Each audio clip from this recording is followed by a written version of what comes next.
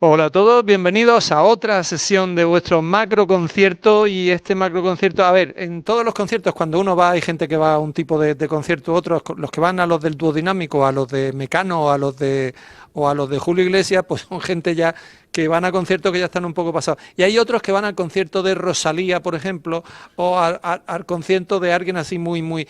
Y si nosotros tenemos, con perdón, Javier, un Rosalío en esto, puede ser, Javier, porque la cirugía está cobrando un protagonismo, está trending topic, está siendo súper importante ahora, y yo creo que es una materia que es muy necesario tener muy clara, tener bien estructurada. Hola Javier, encantado, bienvenido. Buenas, buenas, ¿qué tal? Todo un placer tenerte aquí porque tenemos una referencia de profesores, como siempre, como en todo, también de profesores sobre cirugía.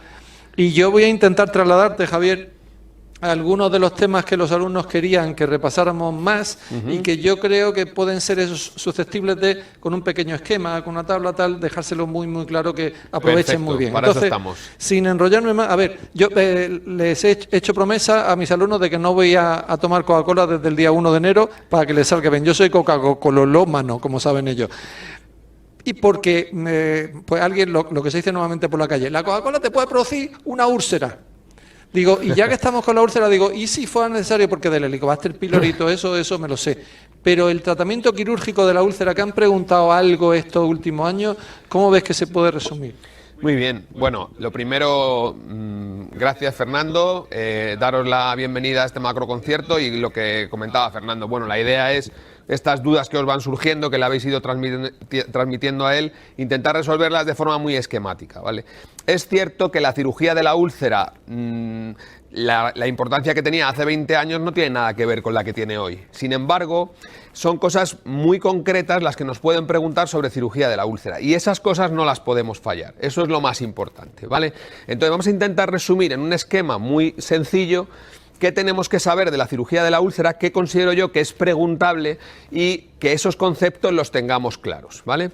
Fijaos, lo más importante en la cirugía de la úlcera sería saber, en primer lugar, si se trata de un paciente que operamos de forma urgente o de forma programada.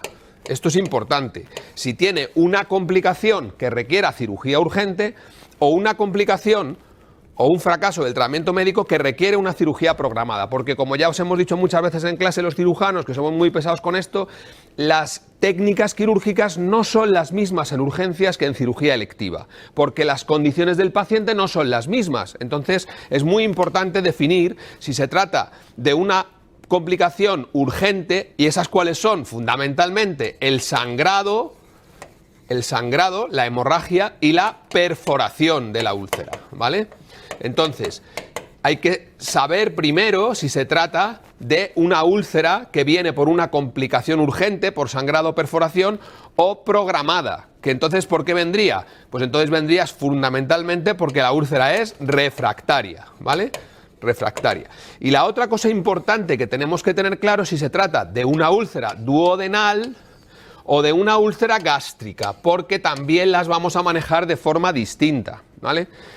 ¿Por qué? Fundamentalmente por un aspecto que ya os adelanto, y es que las úlceras gástricas, hay que mosquearse, porque las úlceras gástricas a veces no son úlceras, sino que son cánceres ulcerados desde su inicio, ¿vale? Por eso, la pregunta más probable en este aspecto es, ojo, a lo mejor no es una úlcera gástrica, a lo mejor es una úlcera que muchas veces decir, no, es una úlcera malignizada. No, eso no existe. Las úlceras no se malignizan. Lo que pasa es que algunos cánceres, aunque sean pequeños, son ulcerados desde el inicio. Por eso es importante no confundir una úlcera gástrica con una neoplasia, ¿vale? Entonces, este esquema de 4 cajas es importante tenerlo claro. Programado, urgente, duodenal o gástrica. Lo más importante es que si un paciente tiene una úlcera duodenal con sangrado o perforación, lo más importante es que hay que hacerle cierre de la perforación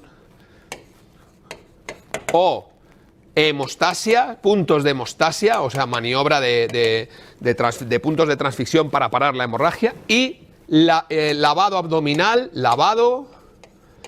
y tratamiento médico postoperatorio, ¿vale? Postoperatorio.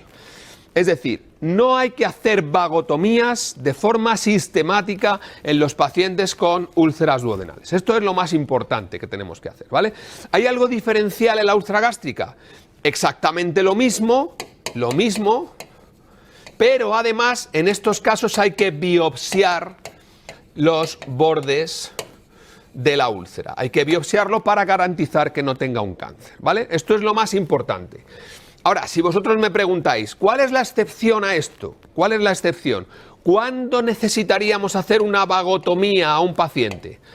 Solamente en los casos en los que consideremos que el Helicobacter y el ácido no lo podemos eliminar con tratamiento médico. Daos cuenta que vosotros sabéis que os han dicho en los profes de digestivo que la eficacia del tratamiento médico de la úlcera es del 99% prácticamente, es decir, es muy poco probable que falle.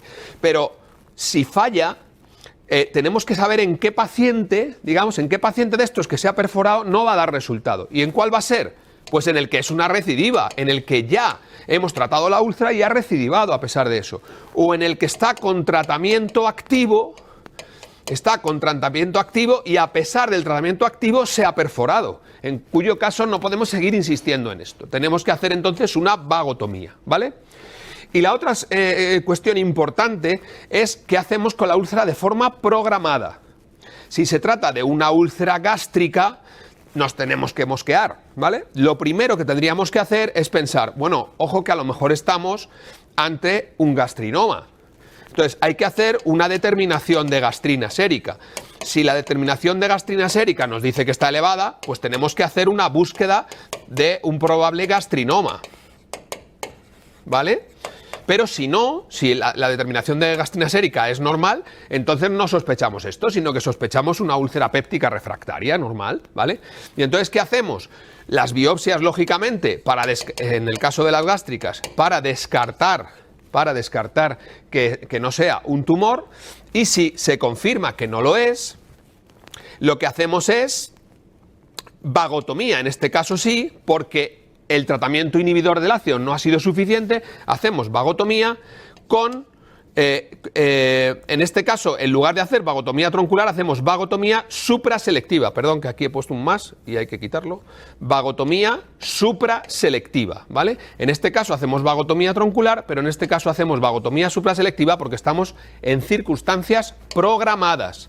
Recordad que la vagotomía supraselectiva es una técnica muy minuciosa, muy meticulosa, de dedicarle muchas horas a cortar muchos nervios, de devascularizar toda la curvadura menor, y eso no se puede hacer en urgencias, sí en programada, ¿vale? Entonces, ¿qué nos pueden preguntar en resumen, Fernando?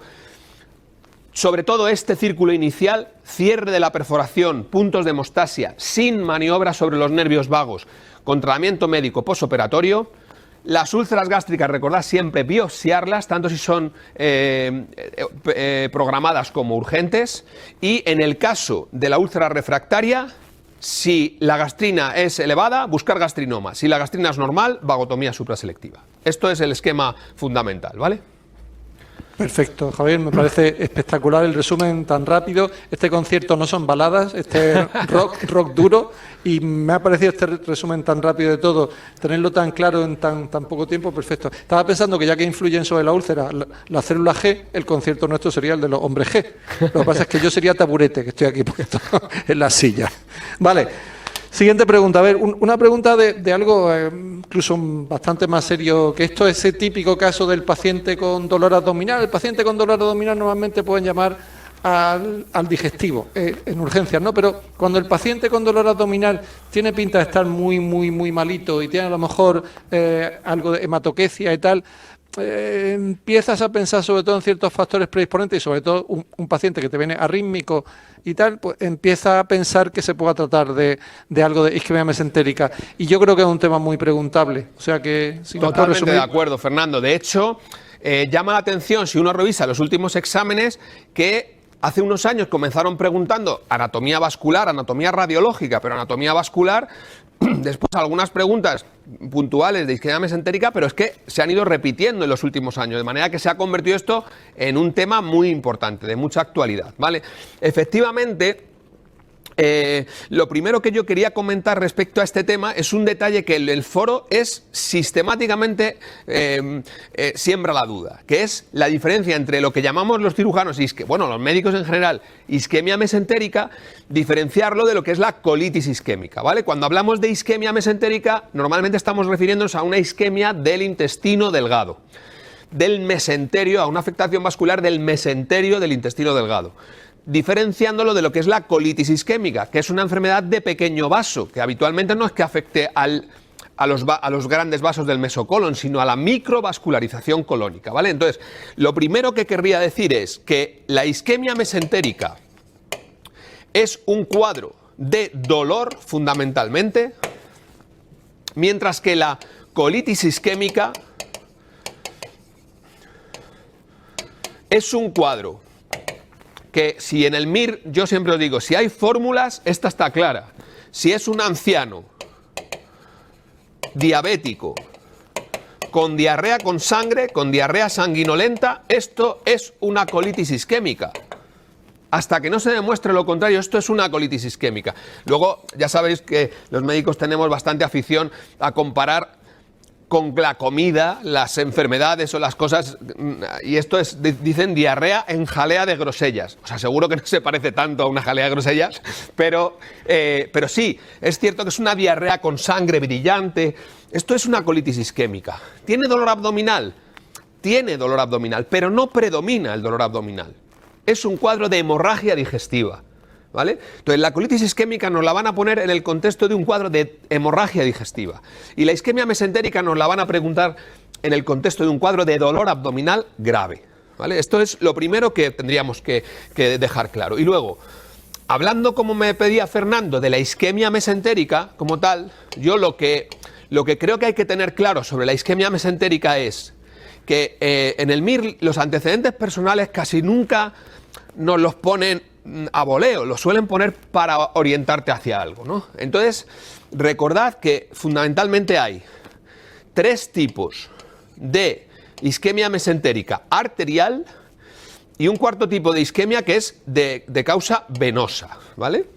Entonces, la isquemia arterial, estos 3 tipos que son de isquemia arterial, pueden ser una isquemia mesentérica aguda, embólica. ¿Cuál es la enfermedad? Comentaba Fernando, ¿cuál es la enfermedad embolígena por excelencia? Pues la fibrilación auricular. Pues un paciente que nos dicen que tiene un dolor abdominal agudo, muy intenso, en todo el abdomen, difuso. Sobre todo, lo que más llama la atención en la isquemia arterial es el dolor. El dolor es muy intenso, pero la exploración física en fases iniciales es normal. Esto es lo que más llama la atención. Esto es lo que nos hace pensar que es arterial, ¿vale? Entonces, un paciente que tiene este dolor característico, con esta exploración prácticamente normal, anodina, sin signos de irritación peritoneal al inicio, tenemos que pensar, sobre todo si tiene una FA de reciente diagnóstico no anticoagulado, que es una isquemia mesentérica aguda embólica. ¿Por qué hay que hacer este ejercicio de mirar los antecedentes, de ver qué tipo de isquemia tiene este paciente? Porque el tratamiento va a depender de esto. Tenemos que clasificarlo aquí porque el tratamiento será distinto. El siguiente grupo sería el que tiene una isquemia mesentérica aguda trombótica. El que tiene una isquemia trombótica, lo que va a tener fundamentalmente son factores de riesgo cardiovascular, es decir, arteriosclerosis a otros niveles. Nos pueden decir que tiene patología carotídea, cardiopatía isquémica, claudicación intermitente, en fin, que tiene arteriosclerosis, factores de riesgo cardiovascular que todos conocéis. Bien, si nos ponen este paciente, sobre todo si nos dicen que tiene angina intestinal, es decir, que cuando come le duele el abdomen. De hecho, muchos pacientes te dicen que pierden peso porque como les duele al comer, dejan de comer, ¿vale? Entonces, si el enfermo te dicen factores de riesgo cardiovascular, este tipo de dolor, y sobre todo si tiene angina, pensamos que es trombótica, y esto es muy importante para el tratamiento, ¿vale? Tercera situación, que nos digan que es una isquemia mesentérica no oclusiva. ¿Esto cómo lo sabemos? Pues la isquemia mesentérica no oclusiva ocurre en 2 circunstancias fundamentalmente. Una en pacientes que tienen bajo gasto cardíaco y otra en pacientes que tienen vasoespasmo, que aunque está descrito en todos los sitios, yo en 20 años no he visto ninguna isquemia mesentérica por vasoespasmo, pero ahí está, ¿vale? Se describen casos en cocainómanos, cosas así, que tienen un vasoespasmo intestinal y puede producir también una isquemia mesentérica. Pero la causa más frecuente es el bajo gasto cardíaco. Quedaos con esto, ¿vale? ¿Y quién tiene bajo gasto cardíaco? Paciente grave. Shock distributivo, shock séptico, UCI, condiciones de bajo gasto cardíaco. Esto hace que tenga una isquemia mesentérica no oclusiva. Y esto también condiciona el tratamiento, ¿vale? En cuarto lugar, esta ya no es arterial, esta es venosa, hemos dicho, ¿vale? Es decir, trombosis venosa mesentérica. ¿Y cómo es la venosa? Porque la arterial, ya sabemos cómo tiene el dolor. ¿Cómo es la venosa? No tiene nada que ver. La venosa es un dolor mucho más larvado, mucho más subagudo, mucho más anodino. El paciente suele venir por dolor que no va bien, suele volver a urgencias, la primera analítica es normal, tercera vez que viene a urgencias y al final se acaba haciendo un TAC. Y en el TAC de diagnóstico diferencial, porque no sabemos lo que le pasa, se puede diagnosticar de la trombosis venosa mesentérica. Esto es lo que suele ocurrir. Entonces, ¿cuándo sospechamos que la tiene y la tenemos que diagnosticar precozmente? Cuando el paciente tiene alguna situación o alguna enfermedad procoagulante, ¿no? Procoagulante, es decir, no, es que sabemos que tiene un síndrome antifosfolípido, que tiene alguna situación, alguna coagulopatía que hace que tenga trombosis venosas de repetición a otros niveles. Y un aspecto importante que nos pueden dar en los antecedentes, que es los anticonceptivos orales, ¿vale? Los anticonceptivos orales. Entonces, mujer que tiene un dolor anodino, que vuelve a urgencias, que toma anticonceptivos, ojo, porque esto los antecedentes no te lo suelen dar de casualidad, ¿vale? Entonces, con este esquema de qué hacemos, de qué tipo de isquemia tenemos, estamos orientados al diagnóstico y tratamiento. El diagnóstico, muy sencillo. El diagnóstico lo que tenemos que hacer es una prueba que vea el árbol vascular, pero además que nos ayude a valorar las asas intestinales. Por eso hoy en día, y esto lo preguntaron en la última convocatoria del MIR, es más útil el angiotac, ¿vale? El angiotac realmente da las mismas imágenes que una arteriografía, hoy en día. Da unas imágenes de muy buena calidad, pero la evaluación de las asas no la hace la angiografía y el angiotac sí, ¿vale? Por eso hoy en día consideramos de elección angiotac. Y con este resultado hacemos el diagnóstico precoz si es posible, diagnóstico precoz siempre que sea posible, y el tratamiento lo enfocamos dependiendo del tipo. De manera que si tiene una embolia mesentérica, el tratamiento que nos dirán será embolectomía. Si tiene una trombosis mesentérica arterial, el tratamiento que nos dirán será angioplastia, digamos, inicialmente valorar una angioplastia o, en caso de que no se pueda, un bypass. Si estamos en el caso de la isquemia mesentérica no oclusiva, pues aumentar el gasto cardíaco o, si es por vasoespasmos, pues vasodilatadores, ¿vale? Y, en cuarto lugar, cómo se trata la trombosis venosa mesentérica con anticoagulantes orales, ¿vale? Esto sería un esquema muy general, ¿vale? Teniendo en cuenta simplemente, y para terminar, dos aspectos importantes. Es decir, en el contexto de isquemia, si hay irritación peritoneal, indica cirugía, tenemos que intentar hacer el diagnóstico precoz para hacer el tratamiento precoz antes de que tenga irritación peritoneal. Cuando ya tiene irritación peritoneal, sufrimiento de asas, cirugía. Y si hay necrosis, resección. Esto es lo básico, ¿vale? O sea, tenemos el caso clínico, nos fijamos en los antecedentes, lo clasificamos en nuestro tipo de isquemia.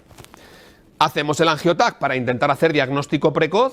Si conseguimos hacer el diagnóstico antes de tener irritación peritoneal, perfecto, intentamos revascularizarlo antes de que se necrose. Si no, si ya tiene irritación peritoneal, lo operamos. Si al operarlo encontramos necrosis establecida, se hace la resección, ¿vale? Espero que haya quedado claro, resumido.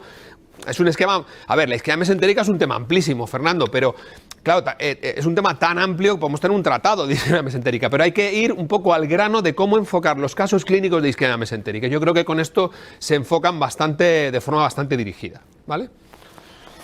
Me ha parecido genial, Javier. Lo que siempre comento yo en estos resúmenes vuestros, que sois espectaculares, es que yo, ahora mismo con esto que has contado tú, yo me siento capaz de responder cualquier pregunta medianamente razonable que haya sobre isquemia mesentérica, pero también sé que si me fijo en algún otro detalle en los repasos posteriores, no voy a liarme, porque ya tengo muy claro lo que es el núcleo del conocimiento que tengo que tener. Entonces me ha parecido espectacular. Esto está claro, lo que dices es un poco lo que siempre comentamos en clase nosotros, es decir, lo más importante es tener los cajones claros, ¿no? Dónde van cada cosa, y lo más importante es tener tu cabeza organizada de una manera que después le metas los detalles. Pero si no conoces el esquema general, no conoces los cajones donde tiene que ir el conocimiento archivado, pues es muy difícil porque tienes muchas cosas mezcladas. Entonces tienen que ir las cosas ordenadas y, como digo yo siempre, lo más importante es no intentar encontrar la respuesta correcta, sino pensar lo primero, ¿qué me está preguntando este señor?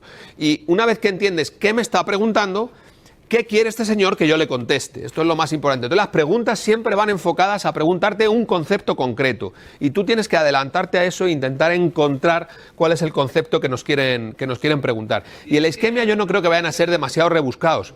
Son 5 cajones los que hay que saberse y en cada cajón luego podemos ir metiendo conocimiento, efectivamente. Sí, pero sí le has contado algo que trasciende un poco de lo que han preguntado. O sea, lo que han preguntado ha sido incluso más sencillo, digamos, que esto, y ya le has dado herramientas para que si cambian el tipo, normalmente lo han preguntado con la fibrilación auricular. Sí, la embolia es la pregunta típica, últimamente han preguntado el angiotac y algunas veces han preguntado la colitis isquémica, ¿vale? Pero es verdad que una vez que han preguntado un tema, ya te pueden preguntar cualquier cosa de ese tema. Yo creo que no es solamente saberte esa pregunta, sino tener un concepto general, ¿vale? Perfecto. Una cosa que también, por terminar, Fernando, ya que lo has comentado, una cosa que también han preguntado y que es interesante es que en la isquemia embólica, en la isquemia mesentérica arterial, si se afecta más la zona proximal del vaso o la zona distal del vaso, ¿vale? Lamentablemente, para los pacientes, la mayoría de las isquemias embólicas son embolias del tronco principal de la mesentérica, son isquemias proximales, ¿vale? Entonces, las isquemias proximales producen una isquemia mucho más amplia y si no hacemos diagnóstico precoz, lo que encontramos en estos pacientes cuando ya tienen irritación peritoneal y los operamos, es una isquemia masiva que no tiene capacidad de tratamiento posible porque no se puede vivir sin intestino. Entonces, eso es lo más frecuente, la obstrucción proximal del tronco de la mesentérica. Perfecto. Bueno, cuando se terminan los conciertos siempre se dan agradecimientos a los técnicos de imagen y sonido y tal, y mando un saludo a nuestra súper técnico Mónica, que estaría pensando que el dolor abdominal que ya tiene de vez en cuando puede ser por esto, porque le he visto la cara. Pues no es por esto. Tranquila, querida amiga, desde casa, no es por esto. Bueno, está siendo un concierto muy divertido, y divertido suena en cirugía a divertir algo. Ese dolor también tipo apendicitis izquierda, personas mayores, diverticulitis, una pregunta repetida, y sí, yo creo que viene muy bien repasarlo. Pues sí, la verdad que, bueno, el tercer tema del concierto, ¿no? Por decirlo así. Esta canción, este tema es interesante porque es verdad que también es un tema muy preguntable. Y lo más importante que yo creo de este tema, Fernando, es que es muy sencillo. Realmente es un tema muy sencillo que no nos podemos liar. Entonces, antes de hablar de la diverticulitis que me has preguntado, permíteme que haga un par de referencias a un par de preguntas que son constantemente, que realmente, aunque no te pregunten eso, tú estás viendo que hay un concepto que tienen errónea nuestros alumnos, ¿no? Y es el tema de los divertículos, ¿vale? Entonces, lo primero, siempre recordad una cosa, los divertículos del colon son un poco especiales, porque la pared del colon resulta que tiene unos orificios por los cuales se hernia la capa mucosa y la capa submucosa se hernian por unos orificios en nuestra capa muscular del colon, ¿vale? ¿Por qué? Pues porque por estos orificios de la capa muscular son por los que entran los vasos sanguíneos a la submucosa a irrigar la pared colónica. Entonces, cuando hay un aumento de presión dentro del colon, lo que ocurre cuando hay un aumento de presión, esto empuja y hernia este divertículo. Por supuesto está recubierto de la serosa, ¿vale?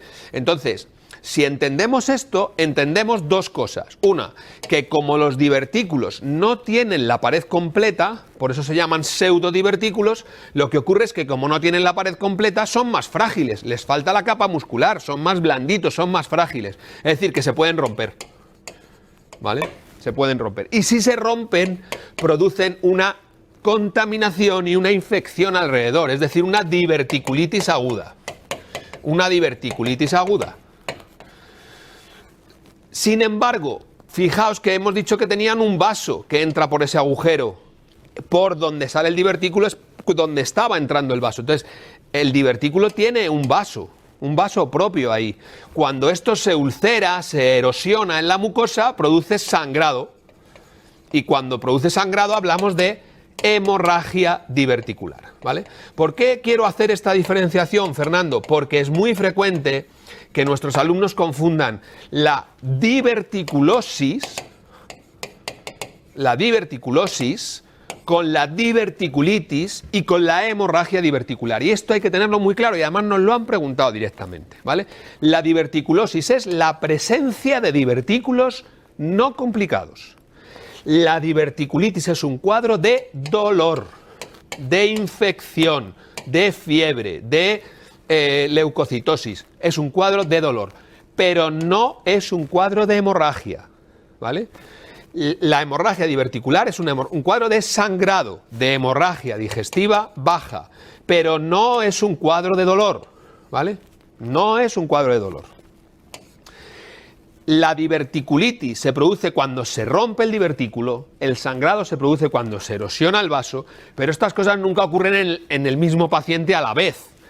Hay pacientes que a lo mejor hay uno que tiene mala suerte y se le pasan las dos complicaciones, pero nunca a la vez. Nunca a la vez, ¿vale? Ni son los mismos divertículos los que tienen una complicación y la otra.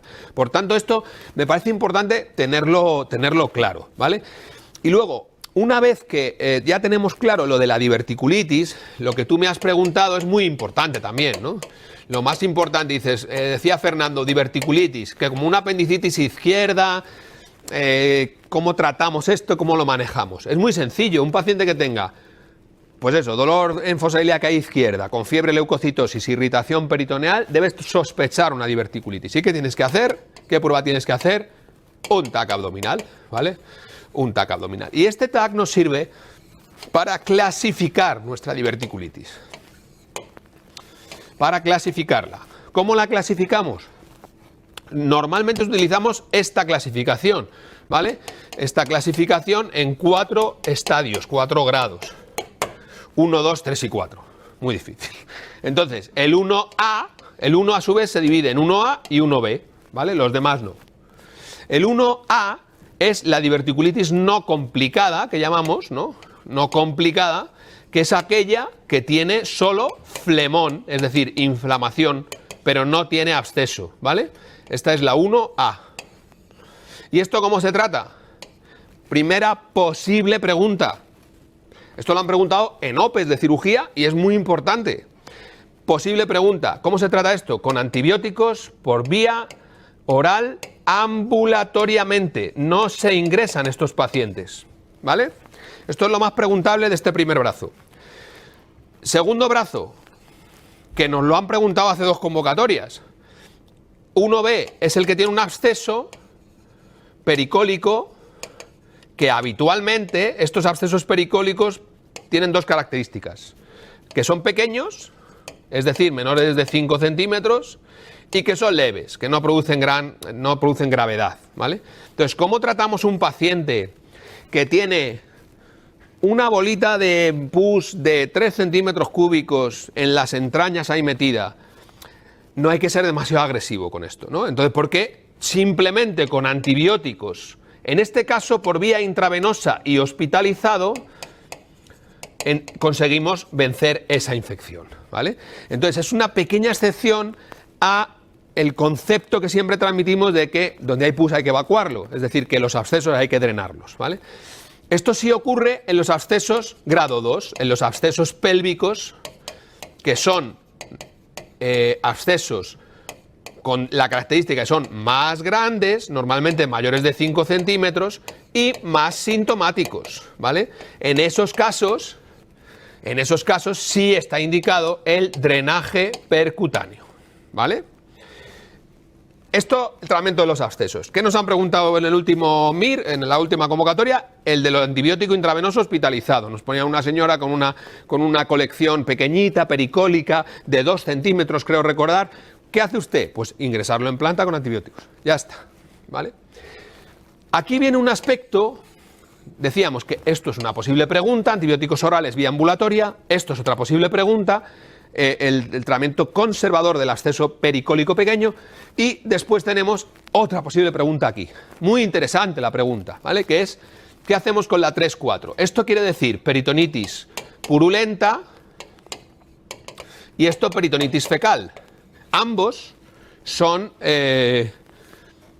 quirúrgicos, de manera que la diferencia ahora ya no va a ser si se opera o no se opera, sino qué se hace en la operación, ¿vale? Entonces, peritonitis purulenta o peritonitis fecaloidea. El estándar de tratamiento de estos pacientes, el estándar de tratamiento será la operación de Hartmann. Si todos recordáis, la operación de Hartmann consistía, ¿verdad?, en que quitamos el segmento del colon izquierdo afectado, dejamos una colostomía en el lado izquierdo y el muñón rectal lo dejamos cerrado en la pelvis. Es una colostomía terminal temporal que posteriormente la podríamos reconstruir. Esto es la operación de Hartmann. Bueno, pues este es el estándar de tratamiento, pero la pregunta que nos podrían hacer un poquito más picante, digamos, sería: ¿qué paciente no sería necesario hacer una operación de Hartmann? Sino, ¿qué pacientes serían candidatos a hacer una anastomosis primaria, aunque fueran urgencias y aunque fuera con peritonitis? Y estos pacientes son los pacientes con buen estado general. ¿Qué quiero decir con esto? Buen estado general, bueno, pues paciente joven, sin factores de riesgo cardiovascular, bien nutrido, sin corticoides, sin inmunosupresión. Buen paciente con buen estado de los tejidos que tenemos que empalmar. Es decir, nunca peritonitis fecaloidea, pero sí en peritonitis purulentas locales en las que los cabos estén sanos, ¿vale? Entonces, nos lo tienen que poner muy a huevo, nos lo tienen que contar muy favorable, pero si encontráis un paciente que nos está describiendo un paciente tan especial, es porque quieren que conteste la anastomosis, ¿vale? Entonces, en ese paciente nos podríamos plantear como excepción la anastomosis primaria, ¿vale? Y yo creo que con esto lo más importante de la diverticulitis y del tratamiento de la diverticulitis quedaría más o menos claro, creo yo, ¿vale? Espectacular, me ha encantado porque es un tema, la diverticulitis, que siempre me ha parecido interesante porque es una enfermedad muy fácilmente reconocible, pero estas pequeñas diferencias me parecen espectaculares. Eso que estaba comentando Javier es muy curioso. Cuando quieren venderte en el MIR algún tratamiento concreto, entre esas dos posibilidades que nos ha contado, por ejemplo, Javier, uno de ellos es como si te lo vendiera la abuela del paciente, o sea, diciéndole: es que mi niño es muy bonito, es muy bueno, exacto, está muy sano, está muy perfecto, tal. Pero tienen que exagerártelo mucho para exacto, que sea muy claro esa frontera. Nos lo van a poner muy claro, ¿no? Claramente que es un paciente muy favorable y que además es un absceso que no se ha podido drenar percutáneo o una peritonitis local, que el paciente está estable, que no está en shock. Tiene que ser un caso muy claro, ¿vale? Porque además es la realidad, es la vida misma. Un paciente en shock, un paciente con peritonitis fecal, un paciente con factores de riesgo, un anciano, no le vamos a hacer una anastomosis. ¿A quién se la hacemos? Pues al chico joven, con una peritonitis de corta evolución, que la hemos diagnosticado bien, que el hombre está, pues lo que dices tú, qué guapo, qué fuerte, qué alto y todo eso, ¿vale? Perfecto. Bueno, pues seguimos con el concierto. Hay una canción, lo que pasa es que no es ya muy de concierto, porque no sé si Serrat sigue dando conciertos o no, es de cuando yo hice la primera comunión, cuando era chiquitetillo, pero que decía, versionando al maestro, al poeta Antonio Machado: golpe a golpe, verso a verso, golpe a golpe, pero supone que ese golpe va todo al abdomen y que es todo traumatismo abdominal. Entonces, si nos puedes versionar este tema que te supuso el concurso en el Festival de Eurovisión, muy te lo agradecemos mucho. Bueno, vamos a hacer una versión del golpe abdominal, ¿no? Del traumatismo abdominal. Es un tema interesante. Bueno, ya sabéis que en realidad en cirugía, todo lo que es la cirugía, sobre todo de urgencias, les encanta. O sea, todo lo que aparece por la urgencia, lo que a los cirujanos no nos gusta, precisamente a ellos les encanta, ¿no? Entonces, ¿Qué le gusta? Pues eso, abdomen agudo, isquemia, diverticulitis. Fijaos que todo lo que estamos repasando son cosas que se ven en urgencias, ¿no? Y una de las cosas es politraumatismos. Y dentro del politraumatismo, dentro o fuera, porque a veces es un partido de fútbol y de pronto, ¡pum!, un golpe en el abdomen, ¿no? O en el contexto de un politraumatismo, de un politraumatizado que puede tener un trauma abdominal o un trauma abdominal independiente, ¿vale? Entonces, ¿cómo manejamos el trauma abdominal? Y esto también yo os estoy insistiendo en lo que yo creo, hombre, porque ya uno va teniendo cierta experiencia de lo que cree que le pueden preguntar en el examen a los alumnos, pues ¿dónde creo yo que van a poder ir nuestras preguntas de MIR sobre trauma abdominal? ¿Dónde está la controversia en nuestra especialidad? ¿Qué es lo que no te puedes dejar de saber, etcétera, ¿no? Entonces, el trauma abdominal, primera cosa que tenemos que tener muy clara, se trata de un trauma abdominal cerrado o contuso, que dicen los americanos, ¿no? O un trauma abdominal abierto, ¿vale? Es decir, que algo ha incidido en el abdomen. No es lo mismo un traumatismo abdominal con un cuchillo que con un golpe en un accidente de tráfico, ¿no? Entonces, trauma abdominal cerrado. Primera pregunta que nos tenemos que hacer en un trauma abdominal cerrado al mirar el caso clínico. ¿El paciente está estable, hemodinámicamente estable o inestable? Mirad, una cosa muy importante en los traumatismos, Fernando, tú lo sabes bien, es, a ver, lo exagero, ¿no? Pero es que no hay que pensar. Aquí no hay que razonar, no hay que pensar. Hay que hacer lo que dice el libro. En el traumatismo, en el manejo del traumatismo urgente, en el manejo del politraumatizado, no hay que pensar. Hay unos protocolos muy bien establecidos para intentar hacer las cosas lo más rápido posible, porque eso salva más vidas. Entonces, no hay que pensar. Las pruebas que hay que hacer en cada caso están bien establecidas. Si está estable, se hace un TAC. Si está inestable, se hace un EcoFast. Un EcoFast. Nos podrían decir también un lavado peritoneal diagnóstico, pero yo cada vez lo digo menos porque en nuestro medio en Europa, es mucho más frecuente el EcoFast. Incluso yo me mojaría y diría, si nos dieran a elegir y nos pusieran las dos, cogería el EcoFast, ¿vale? Porque el asentamiento que tiene la práctica clínica es muchísimo más, ha cuajado mucho más que el lavado peritoneal. El lavado peritoneal es engorroso, la verdad, ¿vale?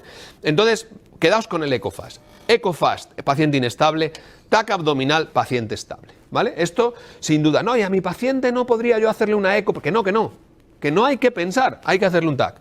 No ha sido para tanto el golpe, da lo mismo, en el MIR un trauma abdominal es un trauma abdominal. No te dice si es leve o grave, es un trauma abdominal, hay que hacerle un TAC, ¿vale? Entonces, cosa importante que creo yo que tenéis que tener en este aspecto, en este primer brazo. TAC, ¿qué pasa, Fernando, si este TAC me dice que tiene un traumatismo esplénico, una rotura esplénica? ¿Qué pasa si nos dice que tiene un trauma hepático con hemoperitoneo? ¿Qué hacemos en estos casos? ¿Vale? Te aseguro que los que están escuchando ahora, si no han estudiado y si no han atendido a las clases, lo que dirán es, hay que operarlo para quitarle el bazo. No, eso es un error, ¿vale? Eso es un error. El traumatismo hepático, el traumatismo esplénico en paciente estable no es quirúrgico. La mayoría de esos traumatismos hepáticos y esplénicos tienen un golpe, tienen una herida en el órgano, han sangrado, tienen hemoperitoneo, pero no tienen un sangrado activo. Entonces pensad, ¿para qué operaríamos a estos pacientes? Para estabilizarlos. Pues si ya está estable, ¿para qué lo quieres operar? ¿Vale? Entonces, esto es una posible pregunta porque es una pequeña trampa. Tratamiento no quirúrgico del trauma hepático y esplénico, ¿vale? Tratamiento no quirúrgico. Esto es una posible pregunta. Siguiente cuestión, EcoFast. En el inestable hacemos un EcoFast y decimos, bueno, ¿es positivo o es negativo? Si es positivo, ¿qué hacemos? Si es positivo, laparotomía. ¿Qué quiere decir EcoFast positivo? Pues que tiene líquido libre intraabdominal. No miramos más si tiene líquido o no lo tiene. Pero ¿qué pasa si es negativo? Pues que te tienes que preguntar ¿dónde está el shock? Entonces, ¿dónde puede estar la sangre si no está en el abdomen?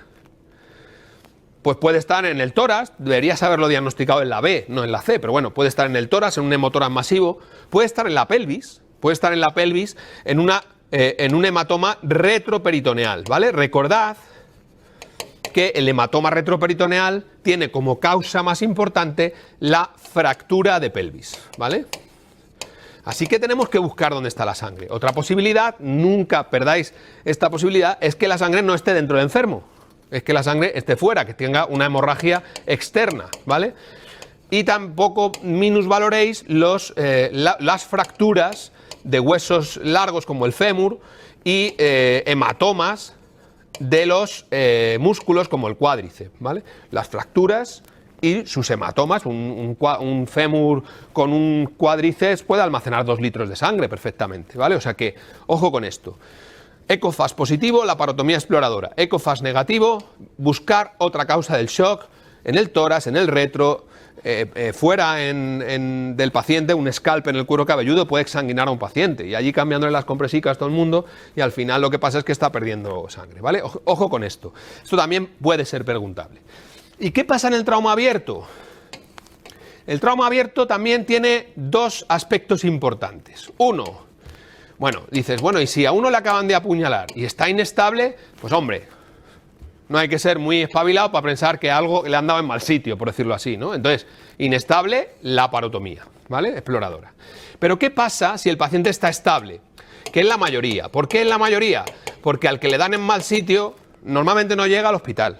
Entonces, estos pacientes con lesiones, por ejemplo, en la cava o en la cava retrohepática, estos no llegan generalmente al hospital. Si es por trauma cerrado, sí, pero si es por trauma abierto no suelen llegar, ¿vale? Pero ¿qué pasa con el trauma que está estable? Dice, bueno, ¿por qué ha sido el trauma abierto? Entonces, en España es muy importante tener claro, vale, sí, el arma de fuego, pero afortunadamente en nuestro país esto es menos frecuente, pero sí es frecuente el asta de toro. Ahora cada vez menos, pero todavía hay asta de toro, en nuestro país hay heridas por asta de toro. Entonces estos se tratan igual.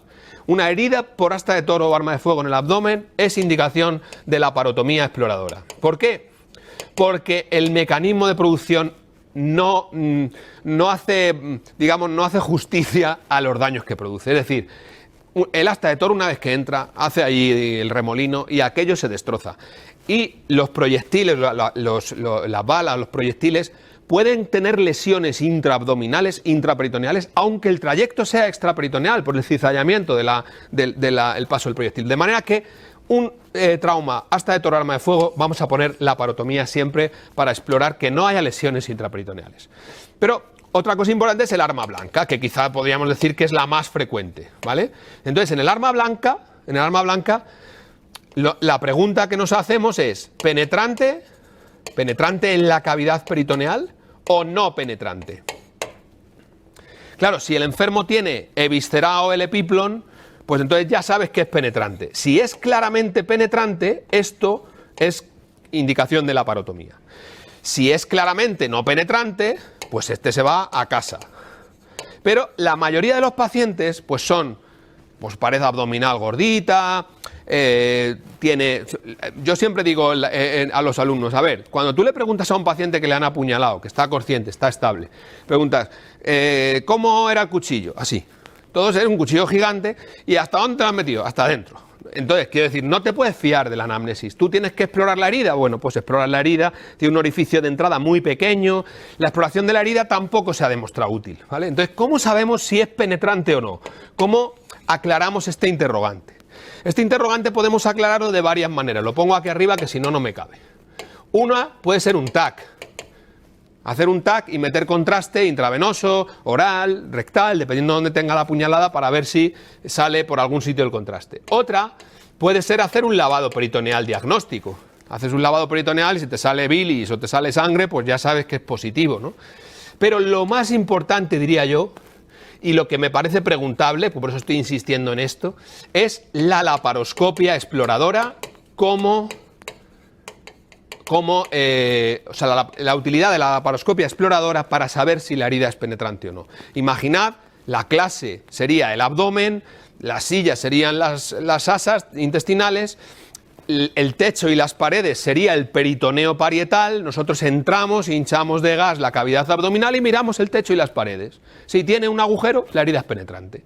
Si no lo tiene, la herida no es penetrante. Si la herida no es penetrante, podemos despertar al paciente y mandarlo a su casa con la absoluta seguridad de que no tiene una lesión intraperitoneal. Entonces, a mí me parece que la difusión que ha tenido la laparoscopia en el trauma abdominal penetrante es tan importante y ha calado tanto en los cirujanos que esto es una posible pregunta de Mir, ¿vale? No sé si te ha quedado algo claro. Me ha parecido espectacular, me ha encantado, me ha quedado todo claro y yo centro como tú esas dos posibilidades, ¿no? Porque una posibilidad de un trauma abdominal en el que te pongan como respuesta a la laparotomía es perfectamente posible, pero lo han puesto ya y sería tal vez menos novedoso, pero EcoFast, incluso con una posible imagen en la que busques el líquido libre, o una laparoscopia como para dilucidar si es penetrante o no, me parecen dos preguntas posibles. Sobre todo porque, muy buenas. Fernando, llevamos unos años diciendo, esto es muy raro que el MIR no haga ningún guiño a la cirugía mínimamente invasiva, ¿vale? Entonces, si empiezan a preguntar algo de cirugía mínimamente invasiva, pues esto es una versión, digamos, un poco más sofisticada dentro del trauma abdominal. Y es un guiño a la cirugía mínimamente invasiva, a una exploración laparoscópica que es mucho más fiable que las exploraciones radiológicas, mucho más segura. Normalmente estos pacientes suelen ser pacientes jóvenes que se meten en problemas y eso, que la exploración abdominal es difícil y que es muy verosímil un caso en el que la laparoscopia es mucho más útil que el TAC en estos casos, ¿vale? Perfecto. Bueno, como caiga esta pregunta, ahora que estoy oyéndolo, Javier tendría que recibir un disco de platino mínimo, estoy seguro. Me parece súper interesante también ese enfoque de la cirugía con urgencias, porque son dos de las materias tal vez que están teniendo más auge últimamente en el MIR. Preguntan más urgencias, preguntan más cirugía, combinadas las dos cosas puede ser una combinación muy, muy rentable. Como, por ejemplo, el otro paciente que te puede venir por urgencias también, que ese paciente que te viene con un dolor intenso, pues está obstruido del todo. Entonces, ahí también ese enfoque de cuándo hacer el tratamiento quirúrgico, cuándo no es necesario, se puede hacer obstrucción completa, incompleta, tal, creo que puede ser interesante, ¿no? Claro, sí, por supuesto. Bueno, la obstrucción, ya lo saben nuestros alumnos, que les damos bastante la lata y además les ponemos 1000 imágenes de obstrucción para que reconozcan el patrón luminograma típico de cada cosa. Es muy importante dentro del examen, sobre todo porque es una pregunta que se presta mucho a ir asociada a imagen.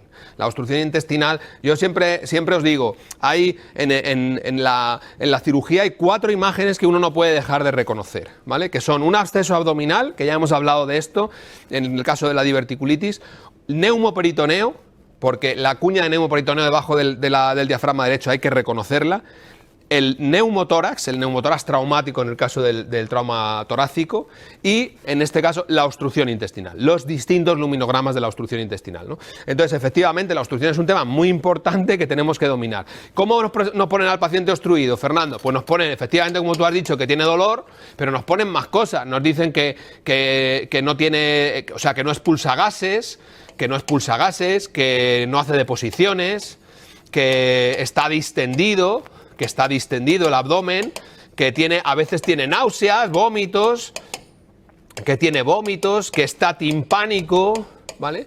Siempre me gusta decir, bueno, ¿y cómo ponen los ruidos? ¿Cómo ponen los ruidos hidroaéreos en el MIR, en esta semiología de obstrucción? Bueno, ojo con los ruidos, porque los ruidos pueden ser inicialmente, al principio, van a ser ruidos metálicos, ruidos aumentados, ruidos de lucha, etcétera, pero después, claro, el intestino llega un momento que se dilata tanto que la musculatura ya no suena, entonces al final hay un silencio abdominal, una ausencia de ruidos, ¿vale? Entonces cuando ya no hay ruidos hidroaéreos, pues es un dato de falta de tono muscular en el intestino y de una fase avanzada de la obstrucción, ¿vale? Pero efectivamente, nos ponen este paciente y cómo lo abordamos, ¿vale? Entonces, lo más importante aquí sobre todo es saber cuáles son la radiografía de abdomen, cuáles son los luminogramas característicos de cada cosa, ¿vale? Y recordad, básicamente, aunque esto lo vimos en clase detenidamente, que la clave está en diferenciar las pilas de monedas del intestino delgado, saber diferenciar esto de las austras cólicas del intestino grueso, ¿vale? Las austras cólicas no atraviesan toda la pared, las pilas de monedas del intestino delgado sí atraviesan toda la pared. Error muy frecuente fijarse en el tamaño del intestino. El tamaño del... Dice, pues como el intestino es grueso, pues se llama grueso, pues será grueso. Y el delgado, pues esto es un error, porque hay dilataciones de intestino delgado enormemente grandes que nos pueden hacer equivocarnos con el colon. Y la otra, puede ser que nos equivoque la referencia anatómica, porque a veces el intestino delgado puede bajar por donde baja el colon descendente, estar superpuesto y equivocarnos. Entonces, lo mejor, esto que os pongo, las rayas. ¿Dónde está la raya? Si atraviesan toda la pared, eso es delgado, porque son las válvulas conniventes del delgado. Si son pequeñas hendiduras en la luz colónica, eso es austras cólicas, ¿vale? Esto es muy sencillo de identificar. Después, lo siguiente que tenemos que identificar, Fernando, es si se trata de una obstrucción de intestino delgado, pensar cuál es la posible causa. Lo más importante inicialmente es ver si el paciente tiene datos de alarma o no los tiene, ¿vale? Si el paciente tiene datos de alarma, ¿qué quiere decir? Pues hay datos radiológicos y datos analíticos. ¿Cuáles son los datos de alarma? La neumatosis intestinal, ¿vale? La perforación, lógicamente, el edema de asas. ¿Cuáles son los datos analíticos? La leucocitosis, la LDH elevada, datos de sufrimiento del asa, la acidosis láctica, ¿vale? Entonces, si tenemos datos radiológicos analíticos de sufrimiento de asa, de datos de alarma, esto es indicación quirúrgica, ¿vale? Y si no tiene datos de alarma, entonces pensamos cuál es la causa. Y ahí, dependiendo de cuál sea la causa, pues a veces dices, bueno, si tengo un síndrome adherencial, esto es posible pregunta del examen, si tengo un síndrome adherencial, tengo que conocer que, como en muchos casos estos síndromes adherenciales, la mayoría, por suerte, son obstrucciones incompletas, se pueden tratar con la ingesta de gastrografin, ¿vale? Recordad que es un contraste oral hidrosoluble que nosotros administramos gastrografin y hacemos una radiografía a las 24 horas. Si a las 24 horas el contraste ha pasado al colon, quiere decir que la obstrucción es incompleta y se va a resolver. Si la obstrucción a las 24 horas es completa, el contraste está en el yeyuno y no pasa, pues eso no se va a resolver, lo tienes que operar, ¿vale? Entonces, esto es un aspecto importante que pueden preguntarnos, ¿vale? Y otra posibilidad que nos digan es, pues que no es un síndrome adherencial, que es la causa más frecuente en frecuencia, es la primera causa, sino que es la segunda, que serían las hernias, ¿vale? Dice, es que tiene una hernia encarcerada. Bueno, si tiene una hernia encarcerada, está claro, es cirugía urgente, ¿vale? Esto está claro, ¿vale? Y luego, si se trata de intestino grueso, aquí ya hay más variedad, ¿vale? Vamos a resumir porque tampoco tenemos mucho tiempo, pero básicamente tendríamos que saber y diferenciar lo que es un vólvulo de sigma, ¿vale? Que tenemos que tener en la cabeza la imagen en omega del vólvulo de sigma, la imagen en grano de café, y el tratamiento de elección en este caso, la endoscopia, la devolvulación endoscópica, ¿vale? La devolvulación endoscópica. Siguiente cuestión que podemos tener en el sigma, que nos han preguntado además no hace mucho en el examen. Una dilatación que se llama, que es una dilatación funcional del colon, que se llama síndrome de Ogilvie, ¿vale? El Ogilvie es una dilatación funcional del colon, transverso, derecho, sobre todo, que a veces produce una gran dilatación del ciego. ¿Qué hacemos en estos casos? Neostigmina, primero descartar que no tenga una obstrucción, que sea un Ogilvie seguro, y después neostigmina. Y si no funciona, colonoscopia descompresiva, colonodescompresiva, ¿vale? Otra posibilidad que nos pueden poner, ¿cuál es? Bueno, la más frecuente, que tenga un cáncer, ¿vale?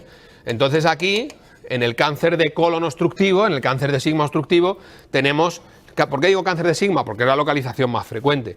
En el cáncer de colon obstructivo tenemos tres posibilidades a preguntarnos. La primera, que yo creo que esto igual es intuición, Fernando, pero si en el MIR nos ponen un cáncer de sigma obstructivo y una de las respuestas dice colocar una endoprótesis colónica para operarlo dentro de una semana en mejores condiciones, y no sé, lo que decías tú antes, pues es que te la están poniendo a huevo porque quieren que contestes esa. Esto es controvertido, la ciencia médica a veces no es... O sea, es controvertido si es mejor o peor. Pero si alguien pregunta en el MIR una obstrucción y una de las respuestas dice stent colónico, es esa.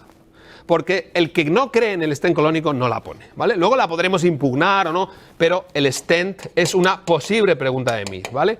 Siguiente pregunta que nos pueden hacer. Dice, bueno, ¿y qué hago yo cuando tengo un paciente que tiene un cáncer de sigma obstructivo, pero se ha dilatado tanto el ciego que se ha perforado, es decir, que ya tiene perforación cecal. Es decir, CA de sigma obstructivo más perforación cecal. Pues no le remiendo el ciego o le quito el... No, ¿qué hacemos? Colectomía total, ¿vale? Aquí hacemos colectomía total. Si nos hablan de perforación del ciego o de datos de isquemia en el ciego, ciego atónico, ciego crítico, todo esto, neumatosis cecal, datos de sufrimiento de ciego irreversible, entonces colectomía total. Y luego aquí volvemos a decir, al igual que decíamos en la diverticulitis, ¿te acuerdas, Fernando, hace un rato que decíamos cáncer de sigma obstructivo, resección? Pero aquí tenemos dos opciones, el estándar, que sería Hartmann, y una pregunta un poco más puñetera, que sería, ¿y en qué pacientes no sería necesario hacer un Hartmann? Porque el paciente está muy bien, es el hijo de, o el nieto de la... Ese, qué bonito mi niño, pues entonces, ese, resección con anastomosis primaria, siempre que sea buen paciente y buenos tejidos, ¿vale? Muy importante estas dos cosas, ¿vale? Entonces, resumen rápido, digamos, de las causas más importantes de obstrucción de intestino delgado y de intestino grueso, con los tratamientos, digamos, que elegiríamos en cada caso, ¿vale? Espero que te haya quedado un poco más claro. Desde ahora me lo sé y te compro la pregunta del stent. Te la compro porque me parece, me da una pinta... Es muy creíble, yo creo, sí. Muy creíble y muy de preguntar algo que se salga de lo que han preguntado normalmente y entonces que dé ese valor añadido de, como llamo yo, de la Pokémon evolución de las posibles preguntas que hay antes. Sin duda, sin duda. Una cosa que os quería comentar a vosotros, nos queda ya poco tiempo. Esta sería la última canción, aplaudiría a la gente y entonces pediría, Javier se iría y el otra y pateando, pum, hasta que saliera Javier. Pero antes, deciros que en todo lo que repaséis desde ahora hasta el día del MIR, cada cosa que os salte la bombillita de que esta palabra la he visto yo en otro sitio, tenéis que hacer el esfuerzo por recordar, por hacer esas asociaciones transversales. Seguramente cuando habéis visto neostigmina, algunos habéis dicho, me la sé, y otros habéis dicho, ahí está, ¿dónde la había visto? Efectivamente, la habéis visto como anticolinesterásico, la miastenia grave, la piriostigmina, la neostigmina, las habéis visto como esos fármacos que servirían, aparte de la timectomía, en los pacientes que tienen miastenia grave. O sea que... Claro, de hecho, recordad que el Ogilvy realmente, o sea, uno de nosotros no va a tener esta tarde un Ogilvy. Lo normal es que el Ogilvy se produzca en pacientes que tienen alteraciones de la motilidad. Alteraciones de la motilidad, me refiero también del aparato locomotor, pacientes con Parkinson que toman antiparkinsonianos, en pacientes encamados, institucionalizados, ancianos, con un problema de base, digamos, de motilidad, que también tienen alteraciones de la motilidad del colon, ¿vale? Y con esto le aumenta la transmisión de la placa motora, o sea que perfecto. Y te quería pedir un bis que yo siempre dudo porque me hace liar eso en sí. En un cáncer de recto podemos hacerle resección simple local, podemos hacerle una microcirugía transanal endoscópica, la extirpación de mesorrecto, cuando la quimiorradioterapia, antes... Yo eso me lío un poco. Bueno, pues mira, esto como siempre que se dice en las entrevistas, no tanto en los conciertos, pero en las entrevistas, me alegro de que me haga esa pregunta, ¿no? Bueno, pues a mí este tema me apasiona, me encanta, me dedico a ello y entonces pues estoy encantado de este último tema, terminar con el cáncer de recto, ¿no? Fijaos, el cáncer de recto es un tema... que dice, bueno, pero ¿y por qué no pone cáncer colorectal? Pues porque no tiene nada que ver, no tiene nada que ver. O sea, el cáncer de colon, básicamente uno tiene que tener en la cabeza, el cáncer de colon se opera y luego se mira la pieza al microscopio y se mira si hay que darle quimioterapia o no hay que darle quimioterapia, en función del pronóstico por los ganglios, por la infiltración tumoral, etcétera, por el grado de diferenciación, por otras cosas que ya vimos en clase, ¿no? Pero el cáncer de recto implica una comprensión mayor del problema y eso hace que no podamos tratarlo de forma tan simple y por eso le dedicamos un espacio especial, ¿no? Dedicado especialmente en el manual. Entonces, mirad, uno de los problemas más importantes que yo veo cuando vosotros preguntáis en el foro y todo esto es que lo primero que hay que entender es de qué estamos hablando cuando hablamos de recto, ¿vale? Porque, como sabéis, el recto tiene tres partes, ¿no? El recto tiene... Tres partes me refiero anatómicamente, ¿no? Una parte que es intraperitoneal, si esto fuera la reflexión peritoneal, esto es el recto superior, el tercio superior es intraperitoneal, el tercio medio es extraperitoneal, pero no se palpa porque está Siempre esto, lo mío de los centímetros me pone nervioso porque todo el mundo no mide lo mismo y todo el mundo no tiene el resto de las mismas dimensiones, como no lo tiene el zapato ni el sombrero, ¿no? Pero podemos entender que el recto inferior es el que se palpa, el recto superior el que está en la reflexión por encima de la reflexión peritoneal y el tercio medio pues el que está ahí en medio, ¿no? Entonces, dicho esto, nosotros vamos a hablar del tratamiento del cáncer de recto de esto, de lo que acabo de señalar. El recto superior, desde el punto de vista académico, desde el punto de vista anatómico es recto, pero desde el punto de vista quirúrgico es igual que el colon. Es igual que el colon. Si nos dicen, pero ¿y qué hago en un T1 de recto? Pues lo mismo que en un cáncer de sigma. Vamos a tratar igual un cáncer de sigma que un cáncer de recto superior. ¿Y cómo se trata esto? Hemos dicho, el colon, pues con cirugía. Con cirugía directamente con 5 centímetros de margen por debajo del borde inferior del tumor, ¿vale? Si esto es muy sencillo, el cáncer de recto es igual que un cáncer de sigma distal, ¿vale? Es decir, que en el cáncer de recto superior, que tratamos como un colon, no se hace resección local, no se hace excisión total del mesorrecto, no se hace neoadjuvancia, se hace solo cirugía como en un colon. Entendido esto, ahora, lo que consideramos recto es esto, para el tratamiento, tenemos que hacer a estos pacientes un estudio de extensión locorregional, Fernando, con una resonancia magnética y a veces, no siempre, pero a veces nos puede ayudar la ecografía endorrectal. Ahora explico por qué, ¿vale? La resonancia siempre, la ecografía a veces, ¿vale? Bien. Fijaos, la resonancia magnética ve mejor lo que está más lejos, las relaciones con la grasa, con el sacro, con la vejiga, con la próstata, con el cervix, ve mejor lo que está más lejos. La ecografía ve mejor lo que está más cerca de la luz, porque el ecógrafo está dentro del ano, ¿vale? Entonces ve mejor la diferencia entre la submucosa, la mucosa, la muscular. La precisión diagnóstica para los tumores precoces es mayor la ecografía. Entonces, si nos hablan de qué prueba es imprescindible para el cáncer de recto, la resonancia, sin ninguna duda. Pero ¿qué utilidad tiene la ecografía? El estudio pormenorizado de los tumores precoces, ¿vale? Entonces, en base a este estudio locorregional, nosotros hacemos una diferenciación en 3 brazos, ¿vale? Primero, tumores localizados, que son los que clínicamente diagnosticamos como T0, bueno, los cirujanos que hablamos muy mal, se diría T in situ o T1, vamos a ponerlo bien, T in situ o T1 N0, ¿vale? Estos son los que consideramos tumores localizados y estos tumores sí son candidatos a una resección local. ¿Qué quiere decir, Fernando, resección local? Pues fíjate que, claro, si yo tengo aquí un tumor que está afectando solo la capa muscular, perdón, la capa submucosa y dices un tumor pequeño, menor de 4 centímetros, localizado en el recto medio, que no llega a la grasa, que no llega a la muscular, que es mucosa submucosa, le quito el recto. Hombre, quitar el recto genera unas secuelas y una calidad de vida muy deteriorada. Entonces, quitamos solo el trozo de pared, pero quitamos un segmento de pared completa que le mandamos al patólogo con el tumor aquí, ¿vale? Si nosotros quitamos el tumor con pared completa, con márgenes libres, tanto radiales como profundo, y se confirma que es un T in situ, un T1N0, bueno, N0 en ese caso no nos va a decir N0, clínicamente es N0, ahí sería NX, ¿vale? Pero si se confirma que es un T in situ o un T1, y además nuestra resonancia no ha visto adenopatías, el riesgo de recidiva es prácticamente nulo. Por eso podemos hacer solo esta operación, la resección local. Vale, ¿y cómo se hace la resección local en versión moderna? Antiguamente, pues una válvula por el ano ahí. ¿Cómo se hace en versión moderna?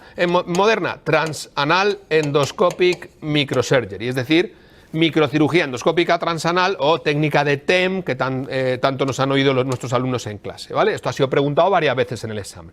Estos son los pacientes para hacer TEM, para hacer microcirugía endoscópica transanal. ¿Qué pasa si la resonancia nos dice que es un T2N0?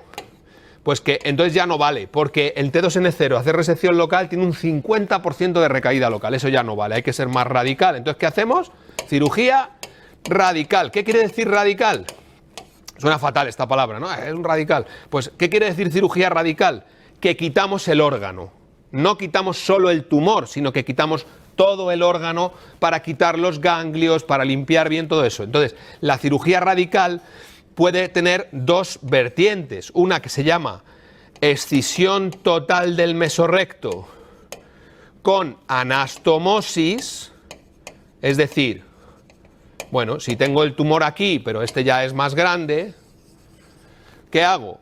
Pues le quito el recto hasta el final y el colon lo empalmo con el ano. Y entonces le preservo el esfínter del ano, ¿vale? Eso se llama escisión total del mesorrecto con anastomosis, con preservación del esfínter, el esfínter anal, ¿vale? Pero a veces el tumor no está aquí, sino que está aquí.